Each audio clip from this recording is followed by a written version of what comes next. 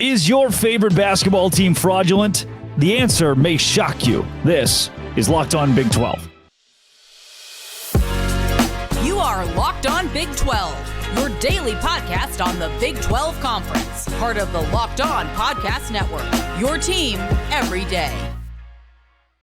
Happy Monday, everybody. Welcome to Locked On Big 12. I am Drake Toll, and I'm not wearing pants. Thanks for making Locked On Big 12 your first listen every single day.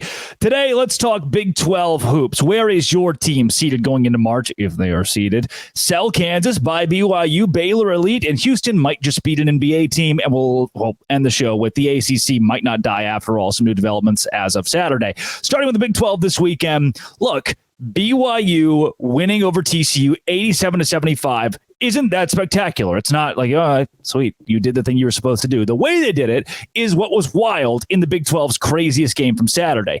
Other games were fun. I thought Baylor and Kansas was maybe the most, I get it, I graduated from Baylor, but I thought it was one of the more entertaining games I've seen this season for the way that both those teams fought, and Kansas seemed to crawl their way back into it throughout the contest. I was sitting at UCF is something that other teams have not been able to do, so good for you. Houston going on the road, and again, stupid, entertaining game. We had a lot of really good games on Saturday. Texas Tech, West Virginia also falls in that category. They rallied from down 6 at halftime. Their defense, Grant McCastle and company, was stupid good in the second half to win 81-70. Texas beat Oklahoma State, who cares? And then Cincinnati and Kansas State. When we talk about entertaining games that matter for a lot of things, that one is one where both of those squads desperately needed a win to get to March Madness, and I still don't know if it's going to be enough for Cincinnati, who sits at 6-10 in Big 12 play. I think Kansas State at 7-9 really needed to win that game. Where are we going to start today? Let's start with Kansas.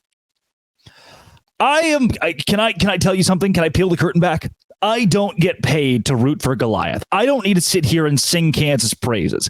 I don't need to blow hot air up Kansas' skirt. They've got the national championships. They've got Bill Self. They've got an elite starting five. I don't need to say that for those things to be true. They are objectively true. And I still don't think Kansas is fraudulent. Click. Half of you have just gone away now. But I legitimately, I value this year, for the first time, this is my resolution in 2024. I am going to stop valuing depth as much in March. I've heard so many coaches say, oh, yeah, well, depth is what's key and crucial. Do you think that Furman had stupid good depth? Florida Gulf Coast or St. Peter's, that's who it was, right? St. Peter's or Fairleigh Dickinson. No, they had to rely on a starting five that was good enough to topple some of the best teams in college basketball. I think we can look at the very top of the game and see the exact same thing. I still believe that Kansas has one of the best starting fives in the country. That feels objective no matter how they've struggled, even with Kevin McCullough back against Baylor. What they can't do is win consistently on the road. I think Juwan Harris and Kevin McCullough and Johnny Furphy, who's been good now, and KJ Adams and Hunter Dickinson, that right there is a deadly starting five. That's why I still believe that Kansas is going to be successful in March Madness, and I don't feel like I have to feel bad for saying that. I am not rooting for Goliath here. I just want to be the one who's saying, hey, everybody, before we write off Kansas as fraudulent because they are losing games, which we're not used to Kansas doing, let's look at the fact that they might not be. They could still be good going into March. They're like if Kansas didn't have the word Kansas written across its chest, we wouldn't be freaking out right now. BYU has the exact same record as Kansas, though the Cougars did beat them in Lawrence. BYU or Kansas is sitting right there with teams like Texas Tech, who many of you think could be dangerous in March. A TCU who's being valued pretty well by national experts, though TCU fans think that they suck and they're going to lose immediately, which is really, I get it. The way the second half looked against BYU, but I don't think you should sell TCU. My case here, don't sell Kansas yet, but do buy BYU. Whatever stock you're going to sell of Kansas, use it to buy BYU. This is getting nuts. At halftime of this TCU game, I'm thinking, okay, finally. Don't take it the wrong way. Part of me in the back of my brain, especially since that Oklahoma game that was kind of non-competitive at times, I thought, is BYU consistent enough for me to say that we should buy them moving forward, especially the way they struggled at home against UCF? It's like, do I really want to give BYU that much credit? I know those are a couple of weeks ago, but they've been living in my brain rent-free. And then Then this second half against TCU happens. Not only did BYU come back to win, BYU came back to win by 12 double-digit points after getting routed in the Marriott Center. Again, in one of the craziest games in Big 12 basketball this year, which is just what we got on Saturday. Final score of 87-75. BYU outscoring TCU. Listen to this one. Hold on to your hats. 58-29 in the second half. TCU, what are we doing here? I've actually gotten to see more TCU basketball in the last 3 weeks than I have most of this season, which is a pretty bad 3 weeks to watch TCU basketball. They're 1-3 in their last 4. I just feel like Jamie Dixon needs a hug. He just keeps looking frustrated on the sideline in games that come down to the wire, like the one at Texas Tech. He's just frustrated. The one against Baylor at home, he's not a happy camper. I can understand why. In this one, TCU colossal fall apart after being ahead at the break, 46-29 on the road, and BYU just hot offensively. 58 points in the second half is absurd. Some teams don't score. Like Houston is forcing opponents to 58 points in regulation. And holding your opponent to 29 points shows that BYU is good at the D word. Well, not that D word. They're good at the defense. I am stunned. BYU's adjusted shot quality offensively is 9th in the country. You know, I love shot quality. There are college basketball teams like UConn, the national champions, who pay them to do their analytics. BYU is 9th offensively, 12th defensively, and in the top 10 overall in America analytically on the court. That is nuts. They're not fraudulent. It's not like one of those, oh, well, they went to the Big 12 and the Big 12 is worse at basketball than the West Coast Conference. No, they analytically, compared to the rest of the country, are stacking up with anyone and everyone. They are in the top 10 at number 9 overall. That is stupid good. Elsewhere across the Big 12, Cincinnati and Kansas State. This is one that I really wanted to get to in the middle segment of the show where we talk seeding. You two are going to have a very short seeding conversation. I think the best case scenario for the rest of the conference here was actually for Kansas State to win this game. Now, before you get upset as a Cincinnati fan, that is me thinking hey, if I want to get 10 Big 12 teams in, if Kansas State is 8-8 in conference play, we can justify that. Cincinnati at 6-10, it still feels like, and I'm going to make a case for Cincinnati. I'll make a case for Kansas State. Joe Lunardi is still toying with the Bearcats. I saw per CBS, their last bracketology expert conglomerate from Jerry Palm that came out at 10 a.m. yesterday had Kansas State and Cincinnati both off the board and not in the first 4 out, barely hanging on to the bubble, if on the bubble at all, which I think is stupid. But if you're Kansas State, you needed that win. I'll get into it in a second because there are Big East teams that are in there. I like St. John's. What are we doing? With this game, though, Cincinnati, the hope is still there.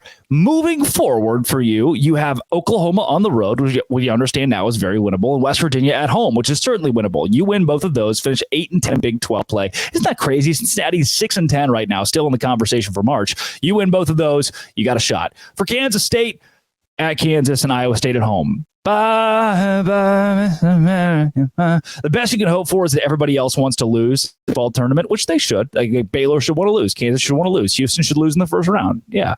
That should be the case for Kansas State, for you to win the Big 12 tournament. That's your hope of getting into March Madness. For Houston, I don't know, man. They're an NBA team. The second that I start going yapping and saying, oh, well, Houston can't win because the offense isn't there as much. And then they score 87 points. They get into a track meet with Oklahoma. It's like the one night the defense doesn't exactly travel and Oklahoma's burying shots. Houston scores 87 points in regulation. Like that, and Iowa State's done kind of the same thing. They only scored 60 against UCF, but they held them to 52 points. Unbelievable. Trey King, I love watching that guy play basketball. And then for like a Baylor, who I haven't mentioned enough here in this segment, that is like, yes, Eve Meese, yes, you're scary now. Texas Tech going to West Virginia, trailing by 6. Yes. What if you and Pop Isaacs are good in the postseason?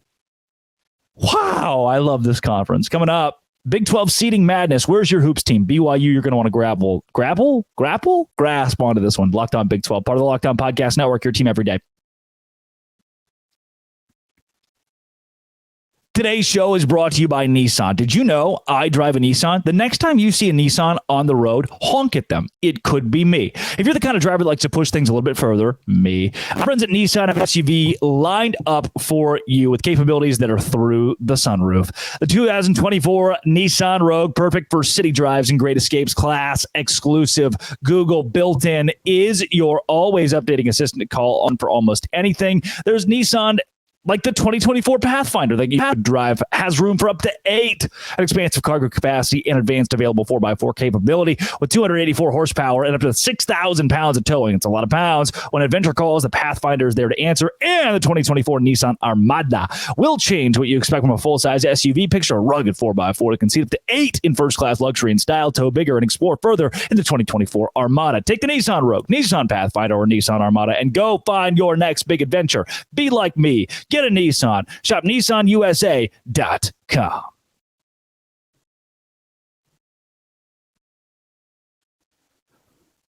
Big 12 basketball going into March Madness is crucial here, especially for like a BYU who's looking to play in Salt Lake City. How much fun would that be for you to effectively get home court advantage for whoever you play, whether that is a Grand Canyon or even a Utah State getting thrown out there? Awesome, right?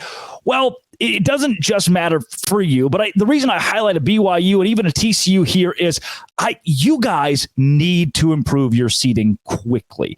And for BYU being a 5 seed, according to Jerry Palm right now, and around that area for Joe Lunardi, that's pretty good. Here's the problem as a 5 seed. In the Salt Lake City regional, you likely get Grand Canyon in round 1. That sucks. They're good. And then in round 2, the round of 32, you're looking at Auburn. That also sucks. If you can push yourself to a 3 seed, we're in business. We're talking better. Even a 4 seed, put yourself in Auburn's shoes, make Utah State the 5 seed, and I think BYU's got a ticket to the Sweet 16 in that scenario. Before I go on, I do want to mention how teams like Texas as a 9 seed against FAU, that's the current projection, you're going to lose in the first round. Teams like Oklahoma as a 9 seed, you are going to lose in the first round to Dayton. They are very good this season, and to me, they are underseeded. If you're looking at a Texas Tech at the 6 seed facing a play-in opponent, that's massive. Iowa State as a 3 seed, that's massive. For those two teams specifically, like I'm fairly okay. I'm definitely okay with where Iowa State is. Baylor's a 2 seed according to Jerry Palm. That's great. Kansas is a 3 seed. I think they're going to be just fine. If you're a Texas Tech, you can improve it a seed or 2, but I do overall like where you sit. If you're Iowa State, I like where you sit. If you're TCU, I don't like TCU playing Florida in round 1. I think TCU would be obviously much better off as a 7 seed rather than a 9 seed where Jerry Palm has them. I think BYU, for who your opponent is, would be better off as a 4 seed, a 3 seed rather than the 5 seed where Jerry Palm has them.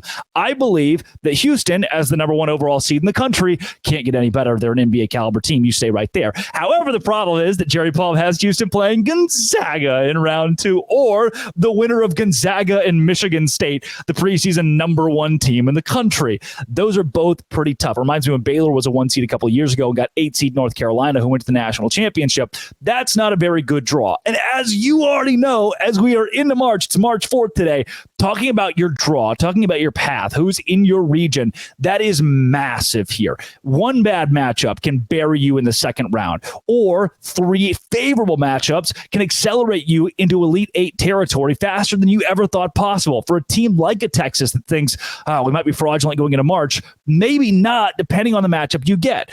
But if you're like a Baylor who's a 2 seed, you get Colgate round 1 and think, Colgate has March experience. Is that a dangerous team? Or if you fall to a 3 seed and get Vermont in round 1, Vermont has experience, right? We're also looking at Baylor's in a position where if they win against Colgate, they'll play likely St. Mary's. If they win that one, they'll play Creighton, who knocked them out last year. And you think, can Baylor put up with a Big East team? I don't think so right now. I'm not sure if the Bears can be physical enough to go against a Creighton and win this season. For a BYU again, Grand Canyon, that's a good team. Auburn, that's a good team. For Kansas, though, sitting as a 3 seed right here, if they beat Oakland in round 1 per Jerry Palm, they get Washington State. That's why I don't think we can write off Kansas yet. When I say, and I released a graphic this week that said teams that I'm worried about in the Big 12 in March, BYU's on there because if a bracket like this holds, BYU beating Auburn in round 2 in the round of 32, that is tough. For Kansas, if this holds, beating Oakland in the first round and then in round 2 playing Washington State, That is, you're walking them to the Sweet 16 where they will play North Carolina and things get much tougher. But that's it. And maybe part of this is the brand. There are human beings that put this together. It's not the BCS. Human beings understand where matchups can and should go, and they understand where to put teams for the crowd to travel. Like Kansas playing in Omaha, BYU playing in Salt Lake City, North Carolina being in Charlotte. There are human beings that are trying to make money, and you put teams where their fan base can fairly conveniently travel. That obviously doesn't always work out. It's not foolproof, but you're attempting to do that as often as possible. Like Texas Tech going to Omaha, that's not bad. Iowa State going to Omaha, that's not bad. Arizona being in Salt Lake City against Eastern Washington, I could see how that plays. For you, BYU, for you, TCU, get better. If you're TCU, you don't want to play Florida round 1 or UConn round 2. If you're BYU, you don't want to play Grand Canyon round 1. You don't play Auburn round 2. If you're Iowa State, I like where you are again. If you're Texas Tech at the 6th spot playing a play-in, I like where you are again, even though in round 2 you'd likely get Iowa State, according to the CBS bracket. Those are the teams that I really think should be most concerned seeding-wise. Texas, Oklahoma, I just think you're going to lose in the first round anyway. I don't know why right now. Here's where I get on my soapbox about a Kansas State or a Cincinnati. I don't know why right now Cincinnati is so much better than Kansas State per net, but Kansas State can't get into March based on their net rankings, and Cincinnati absolutely can. They're really not in a bad spot. Cincinnati sits at 45 right now, and honestly, the analytics like them.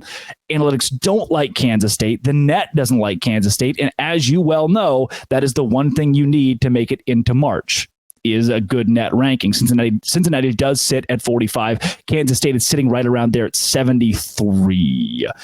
That's not good. However, I wonder why some of these teams, for Joe Lunardi and Jerry Palm, should be the last 4 in or in the tournament, like 18-11 Utah. How about 17-12 St. John's, 19-9 Colorado. Colorado might be the one that makes the most sense. The first 4 out for Palm. Seton Hall at 18-11. Iowa at 18-12 from a dismal Big Ten this season. Villanova at 17-12. Make it make sense to me. And maybe this is where I get behind some of these coaches that say that net makes no sense. It's like, why are we ranking Villanova, who's 17-12, number 26 overall in net, and putting Kansas State at number 73 overall when they are 17-12 in the Big 12? That doesn't make any sense to me. I know we can't talk seeding for Kansas State and Cincinnati because they might not make it in, period. But I think they should be getting more. I just don't know. I know I'm like old man yells at cloud. I'm yelling algorithm here. But gosh. How? Why? Coming up, the ACC might not die after all. This is Locked On Big 12, the Locked On Podcast Network, your team every day. Today's show is brought to you by FanDuel.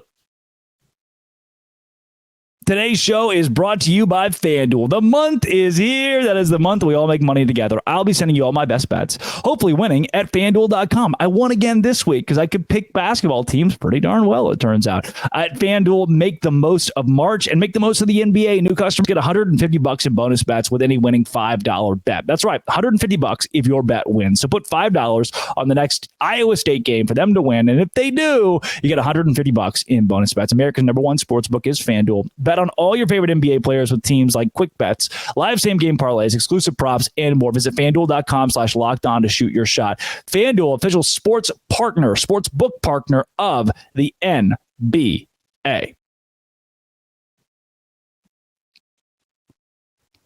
It turns out the ACC might not die. And the reason why is not exactly what you'd think. It's not that they're going to retain Florida State. They're not. It's not that they're going to retain Clemson. I still don't think they will. But the point here is the death of the ACC as we know it isn't the death of the ACC overall, because I do believe that Jim Phillips and company are in a better spot to retain some of the teams. Unlike the Pac-12 where everybody jumps ship, what if Boston College has no better option and they stay put? What if Cal says, yeah, obviously we have no better option. What if they stay put? And more than anything, Oregon State and Washington State are begging for a landing spot. And what is better than the Mountain West? The ACC. Even if the ACC loses members like Clemson, Louisville, Pitt, Florida State, Miami, they can backfill. North Carolina, I think North Carolina State is where we should be focusing our attention, even Virginia Tech.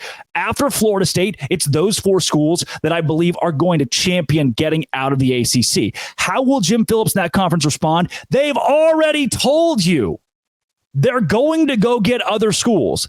The Pac-12 sat on its laurels. Remember, George Kliavkoff said, I don't know if I'm shopping there yet about the Big 12. Well, he's fired now.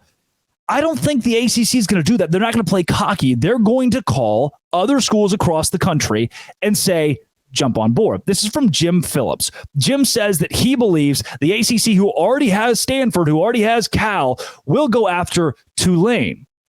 Yeah.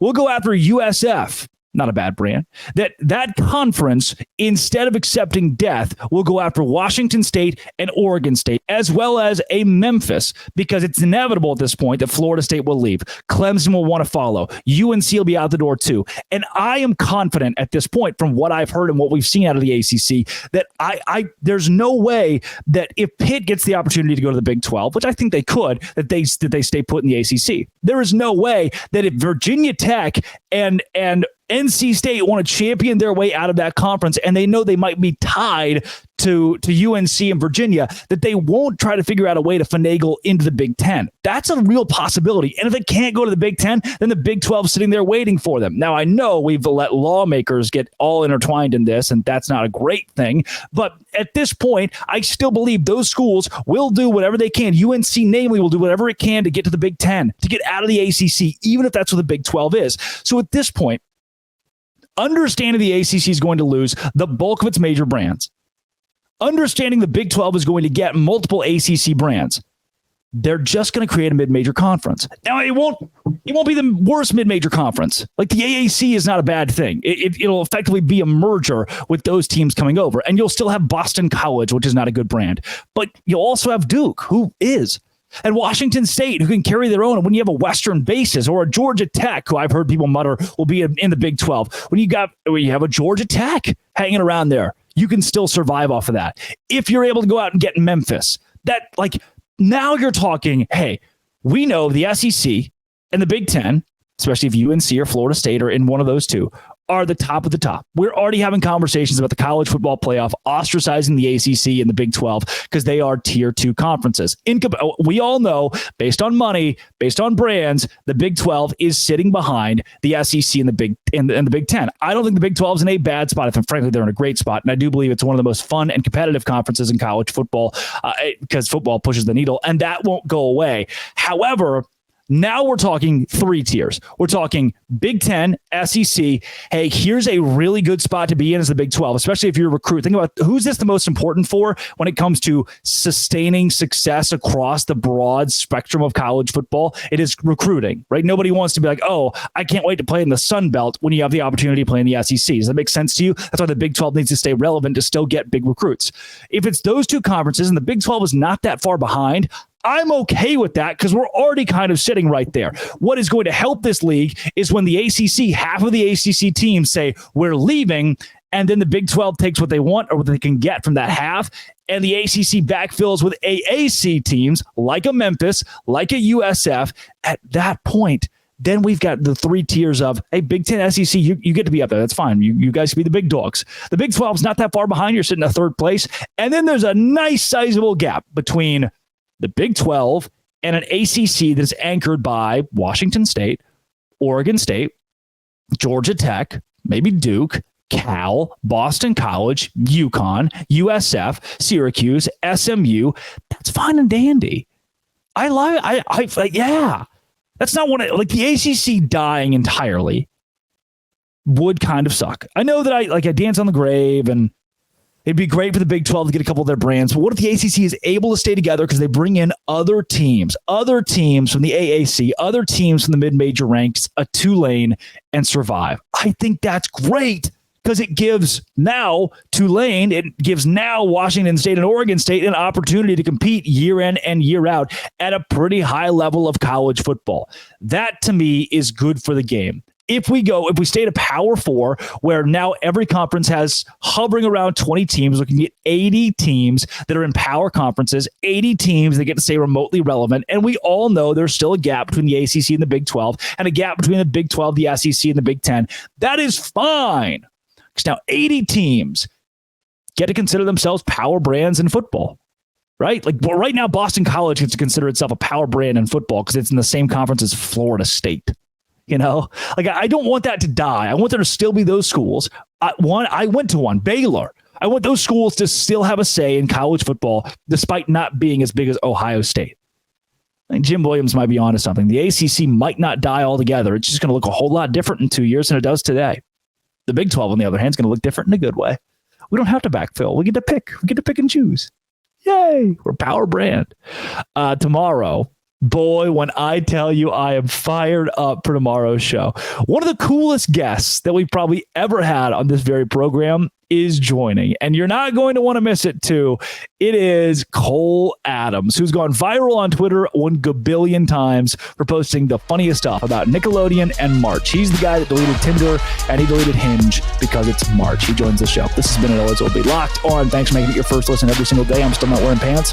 Dose Grande.